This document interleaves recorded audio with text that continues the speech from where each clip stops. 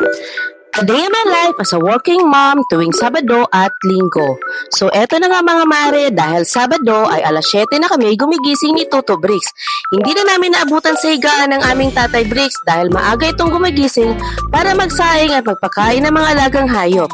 Gusto niya kasi na medyo late na kami gumigising pag ganitong walang pasok, Sabado at Linggo. Naks, ang sweet ng tatay. Pagkatapos ng stretching at morning prayer ay diretso na kami sa pagliligpit ng higaan. Medyo hindi mabuti ang gising ng nanay Shenyo today mga mare, gawa ng inaatake na naman ako ng aking allergic rhinitis at bahing ako ng bahing. Nasisira talaga araw ko mga mare pag ganitong buong araw akong sinisipon at sumasakit ang ulo ko. Medyo sweet naman itong anak ko at pagkasabi ko na medyo wala ako sa mood, dali-dali niya akong niyakap at naglambingan muna kami. May mga pagkakataon na ayaw niya din akong tulungan pero pag nakikita niyang kumikilos na ako ay nagkukusa na rin siyang tulungan ako. Pero may araw na hindi na ako nag-uutos at binibigyan ko lang siya ng oras na tapusin.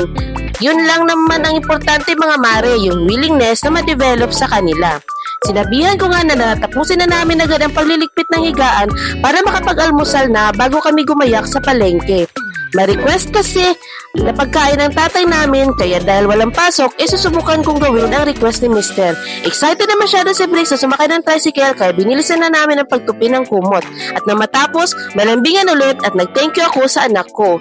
Ganyan lang mga maari, daanin mo sa lambing at huwag agad-agad magagalit kung ayaw sumunod sa mga inuutos natin. Huwag na huwag tayong susuko at tayo na lang ang gagawa dahil nagmamadali na tayong tapusin.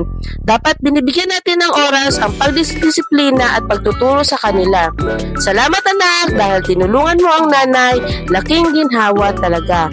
Hanggang dito na lang mga mare. See you sa next vlog namin. Magandang umaga!